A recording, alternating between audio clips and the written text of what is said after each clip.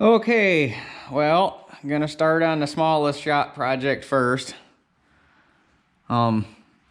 Replacing the friction disc and a 3-point quadrant so that this thing will actually stay where you put it.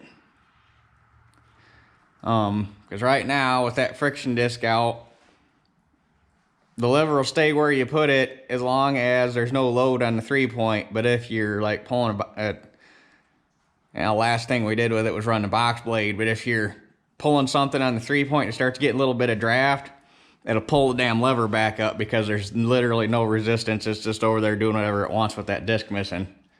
So, but I got the side panel and the muffler off because it won't fit in the garage with the muffler on it. So, yet another reason why I'd really like to have a shop.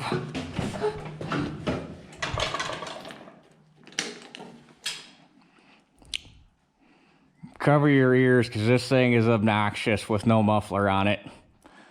She really likes to let you know she's there.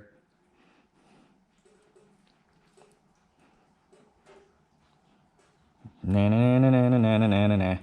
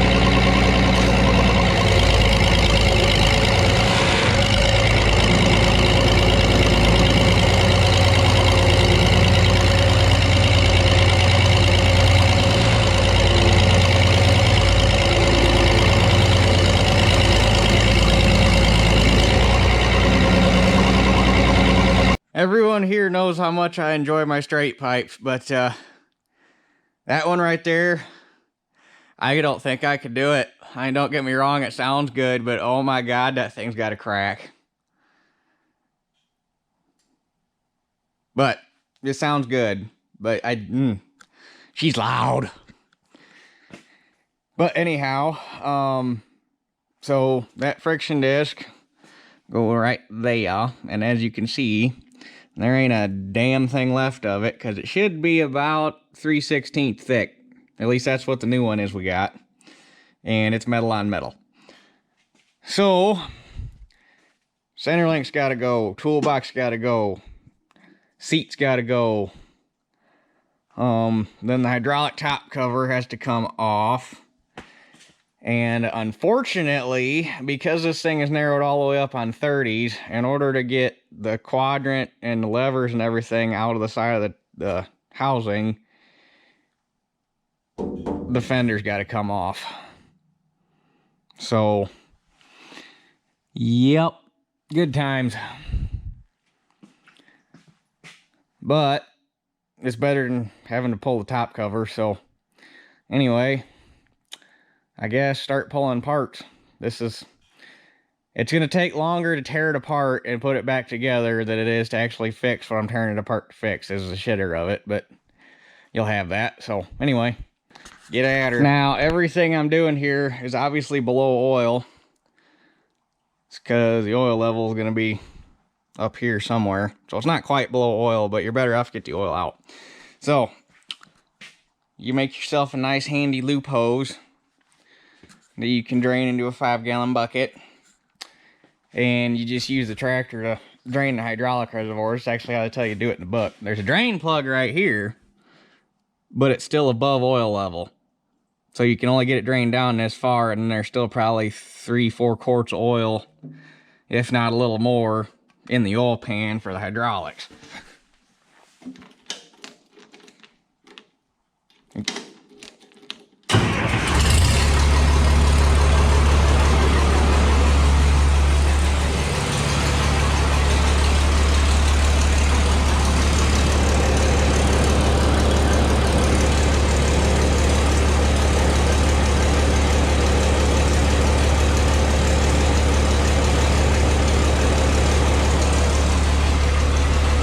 I get 5 gallon out of it, that'll be plenty. I should have took the lid off the bucket so this wasn't as dangerous.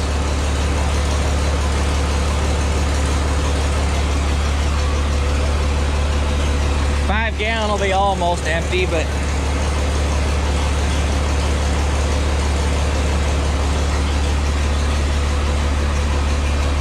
oh, she's getting full.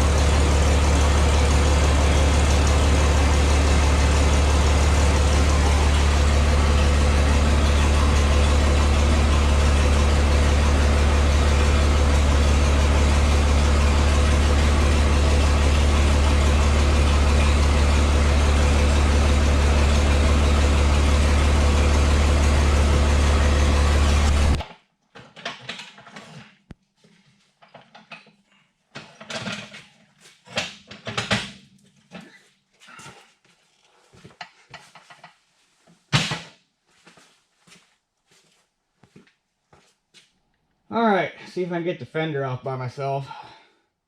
Should wait for Dad to get home, but I'm an impatient son of a bitch.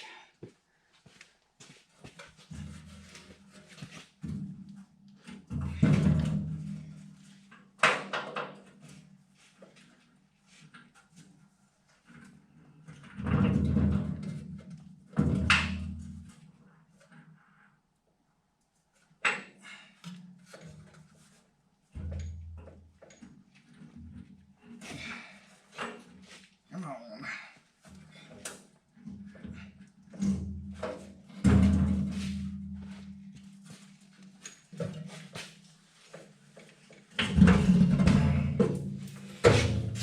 Got it.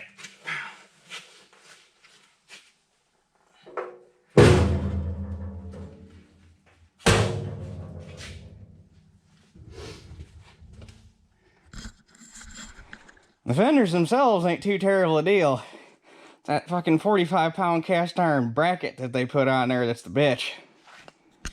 Well, this was lucky. Normally you fight these damn things getting the gasket broke loose to get them off because there's nowhere to get a hold of them to pry up on them, and this one just popped on its own. Don't really know why. There shouldn't have been anything pushing up on it, but don't look a gift horse in the mouth, I guess. So get this thing lifted off of here.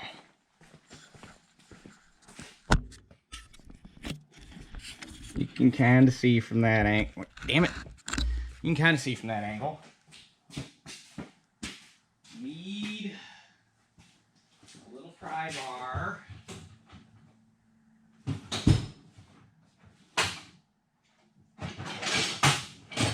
Damn it.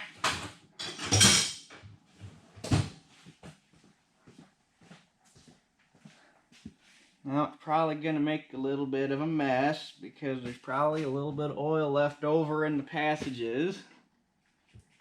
Because the whole reason this top cover has to come off is because this is where the valves are for the remotes are in the top cover.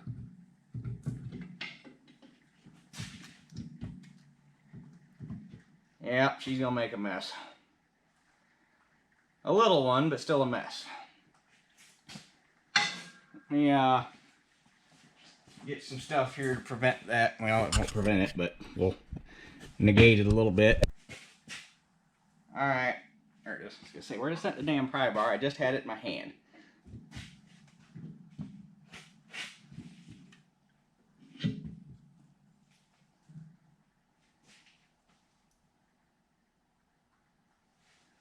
Well, that wasn't terrible. I mean, there was some oil in there, but I've had it do worse.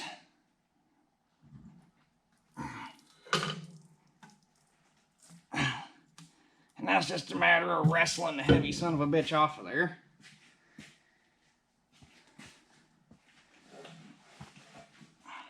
Again, would be easier if I waited for Dad to get home, but I'm impatient.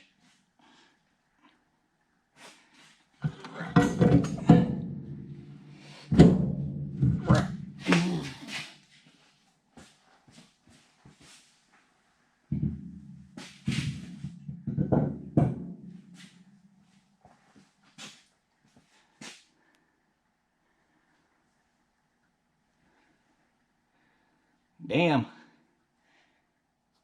If it wasn't for the fact I pulled a little piece of corner off right here and a little piece of corner off here and a little piece here, but if it wasn't for that, you could have damn near reused that gasket. Bummer. Told you it was going to take longer to tear this thing apart than it was going to be to fix the actual problem. Total elapsed time to get it down this far was about 40 minutes, and that was with making that hose, finding the stuff to do that, chasing some tools, because I had to go back down to the barn and get some stuff I took down there, fiddling with the camera. So you could have done it in 30 minutes. But all I got to do is pull the pinch bolts out of the clevises for the remote. And then there's 2 bolts here. And pull the draft rod off. And this whole thing will slide out the side of the tractor. Pull the levers out, replace the friction disc, put it all back together. And there is also a seal and an O-ring in here that I got that I'm going to replace while I'm in there. So, because we had the hydraulic unit off of this, but I can't remember if we replaced those or not. I would assume we did, but I got them anyway just in case. So, yeah. Get that off and we'll go from there.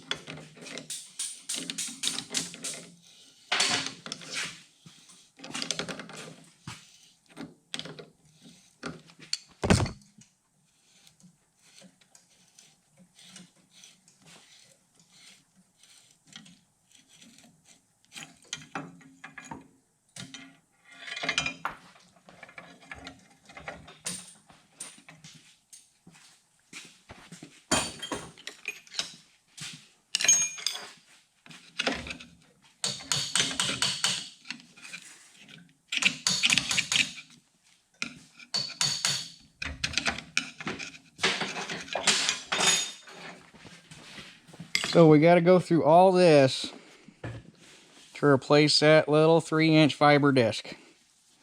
Because without that, your 3-point ain't going to work. Well, it'll work, but it won't stop working. It's a problem. And while we're doing this, got to replace this seal, which actually started out life as that O-ring, but apparently now that part number crosses to that seal. And that goes right back in there against that shoulder, and that stops the oil from getting past the outer remote shaft. And then you pull these 2 apart, and right there is this little seal that stops oil from getting past the inner remote shaft, which that one is clearly leaking, judging by the big ball of grease. And then that's obviously the gasket that goes on the back of the quadrant. So I guess we never did do this when we had the hydraulics off, but we were so far into this rear end with other fucked up stuff that it was easy to look past that if it wasn't actually leaking any oil. So that's got to go in first, then that, and then that's got to go in there, and then it can all start going back together. That's a little bit of a tight fit. Well, it wouldn't be bad if it wasn't for the threads that are in there for the tension nut. Go in there. Here we go. Except now it won't come off the inverter. Come on. Shit. Shit, shit, shit.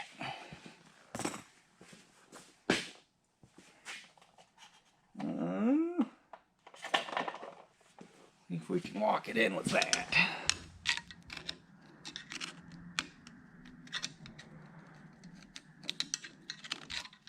You fuck.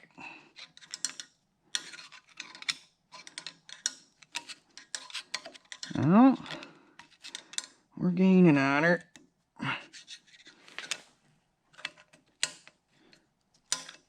Get off that thread.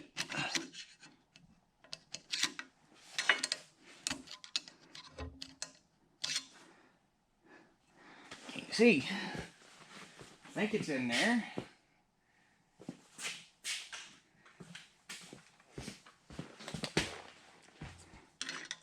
I need a different pick.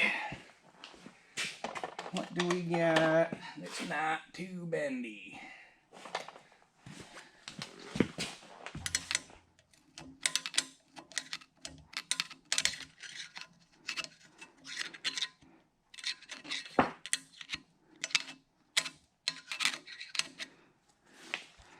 There we go. Kind of nice to replace that with a lip seal. That's a lot nicer deal than an O-ring.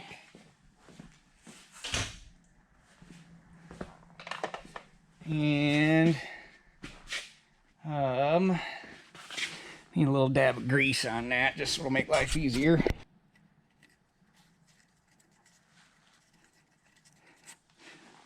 There we go. And then we can put our lever back on.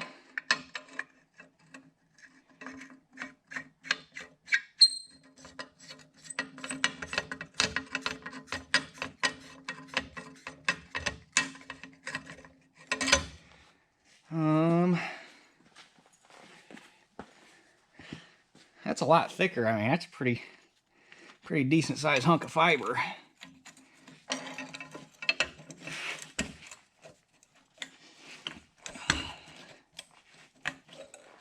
Man, it's gonna be fun.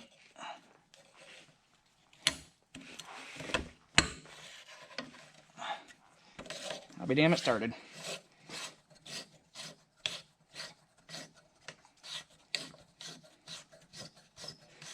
It's gonna be nice because before, without that in there, this thing catches on that end of that bolt. And it was kind of scary when that thing finally fell out and it first started acting up. So you're sitting there, okay, why does my 3-point not want to stay down?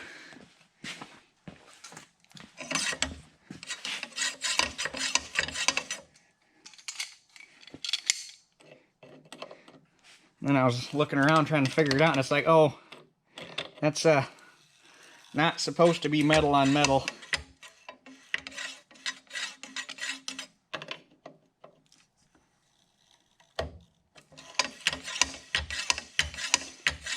And honestly, it probably wouldn't have fallen apart, except for I think because of them seals leaking. It got a little oil soaked, and that's probably what ultimately sentenced it to death. But I think I can live with that tension. That feels pretty good. So now that that's all back together, we can put the seal. Well, first clean clean them quadrant levers up, put the seal in there, and we are good to start reassembling. All right, got the quadrant all back together. That shaft seal on the first lever that keeps the oil from the second lever from escaping. I don't know how that wasn't leaking like a sieve, because there was no lip left on it. It was literally wore smooth.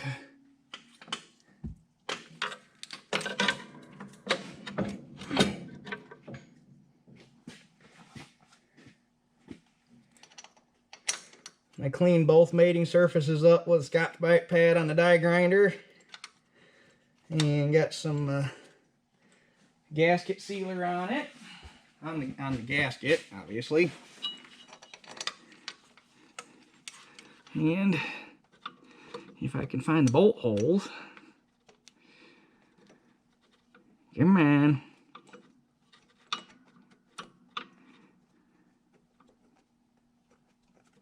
That one started.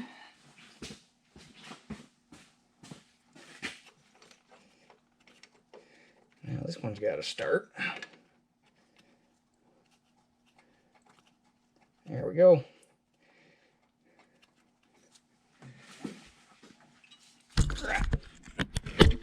Man, you get that magnet on some decently thick metal and it holds pretty good. So, get the bolts tight. The quadrant will be all set. And then get the old gasket off and cleaned up. And got the new gasket right here. And there's actually 2 part numbers for this gasket, and they're the exact same number, except one, which is the part number for one on a 1600, just ends in an A suffix. And if you look in the 1800 parts book, it ends in an AS suffix. Hell if I can tell you what the difference is, because they look exactly the same. This is out of the, I just ordered 2 with the A suffix out of the 1600 book. It is identical. I don't know what the difference between an A and an AS is, but must be something. Anyhow, get that gasket off, get that flange cleaned up, get the flange cleaned up on the top cover, and yeah, just set everything back on. Probably another 30 minutes to put it back together. So, after realizing that apparently we've never had the top cover off of this thing. I could have swore we did when we had the rear end tore apart on this, but apparently we didn't. Apparently we just pulled the whole hydraulic unit and never actually pulled the top cover off. But, and I can almost guarantee that because the gasket was black, and I'm pretty sure all the new ones now are green like that. But anyway, regardless, figuring on that, I decided to go through and pull all the jump plugs out. These go in all these little ports, and these are what transfer the oil from the hydraulic unit up into the top cover, which has the valves for the remote. And they got O-rings on them on both sides, and they just push in there. If you're new to working on these, most people probably wouldn't, once they got the top cover off, unless one of these things by chance came out stuck in the top cover, which generally doesn't happen. Most of the time they're stuck in the base. You'd never know that there was a second O-ring on there, and you just change the top set, but you got to pull them out and change both of them. Best thing to do is just get a hold of them with a pair of channel locks and spin them and break them free, because they are usually stuck.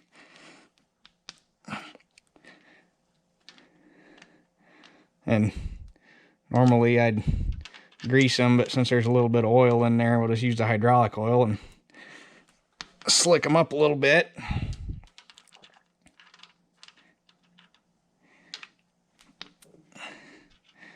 And these things gotta have decent O-rings on them, because that gasket's not really, it can't really handle the hydraulic pressure. It won't leak for a while, but eventually you're gonna blow that eventually, if these things are leaking enough to see hydraulic pressure, eventually you'll blow the gasket out, because that's not really what that gasket's made to do. But they just take an SAE 115 O-ring, which I can't remember what that comes out to in the actual cross-section measurement, but it's just an SAE 115. But anyway, that's all done. I got to clean the gasket off of that, and that can get set back on. Okay, well, I had a slight interruption. I had to go over with a buddy and look at a tractor, so that took about 2 hours. But anyway, I got all this cleaned up. I got that all cleaned up. I got the gasket on here. I got both sides of it permatexed. So now I got to set the top cover back on, and the fun part is you got to get the pins for the valves, them guys, sitting in the hooks. So it can be kind of a bear, but we'll get her.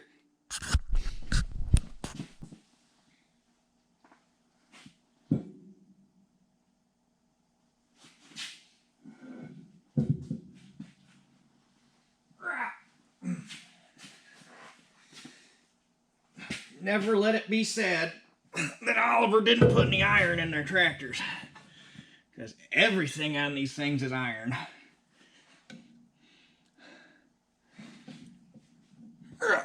And you're gonna... It's always a good time.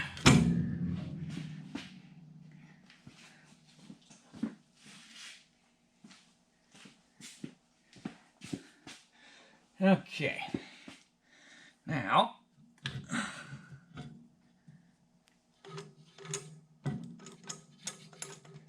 okay, so we're not hitting. So what you gotta do, it's easiest to pick up on the front.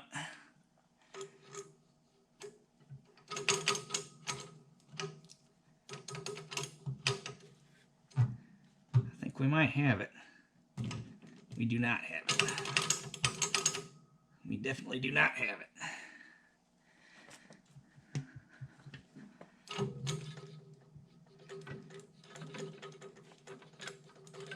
Oh, I think we got it.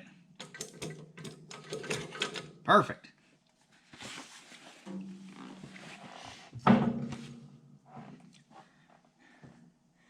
Now it's just a matter of running all the bolts back in. Well, she's all back together. I figured I'd skip over putting the fender and the seat back on, because it's putting the fender and the seat back on. There wasn't nothing special about it. Although I will tell you that wrestling that fender back on by yourself is a bear. But we got her. So as long as the 3-point goes up and down, should be good. Contact.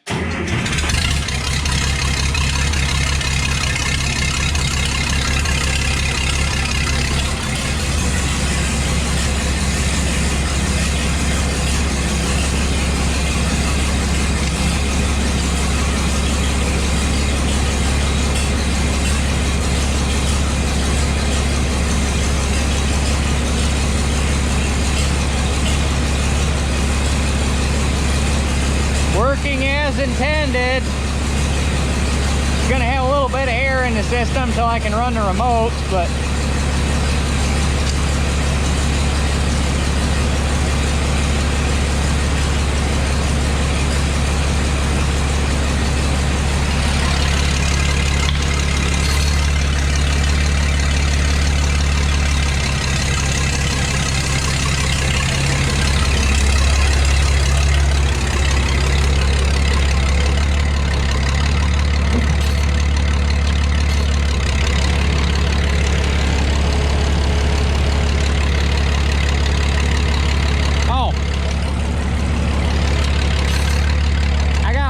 thing I forgot. Hang on.